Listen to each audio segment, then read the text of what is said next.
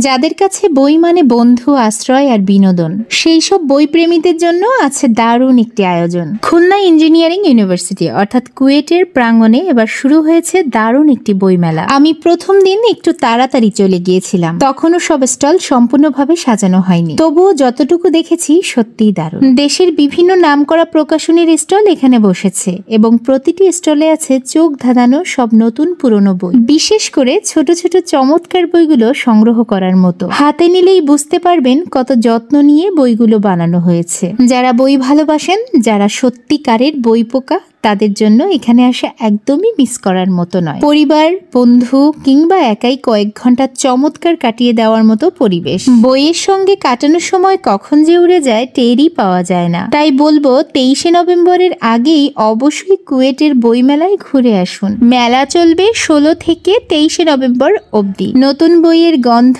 পছন্দের প্রকাশনী আর অফুরন্ত আনন্দ সবকিছুই আপনার অপেক্ষায়।